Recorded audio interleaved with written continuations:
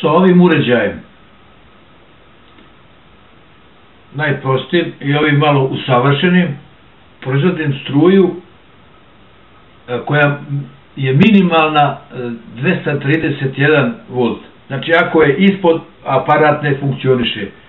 Mora biti, i suština toga aparata je u tome da stalno proizvodi struju jačine 231 volt. Znači, ne postoji mogućnost, ako je manje, da aparat radi. Najveća kvaka svega toga je u tome. U mreži, u kućnoj mreži, jačina struje se kreće 220 volti. Znači, a ovaj aparat pravi 231. I to je konstantno. A bit će vam pokazan i uređaj koji je napravljen, koji može da ima više potrošača, koji je savremen, koji je sakriven, koji niko ne može normalno da vidi. On čak pravi struju do 255 volti i sa tim uređajem mogu da proizvedem struju koju poželim, a to ćete u kasnijem prilogu i videti. A sad ta struja visokog napona koja se proizvede pomoću trafova mora biti spuštena na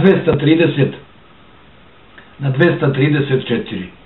Znači, taj najnoviji aparat kvaka 234 je dobila naziv tome po taj broj 234 zato što radi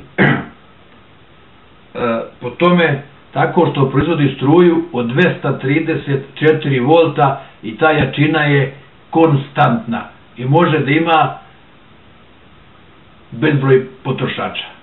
U kasnijem prilogu ćete i to vidjeti. Evo, sad ćete vidjeti da je u gradskoj mreži oko 222 volta.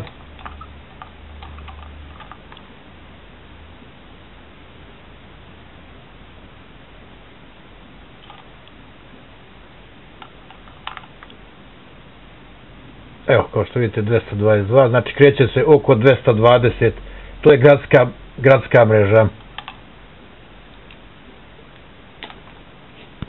U gradskoj mreži imam 220 volti.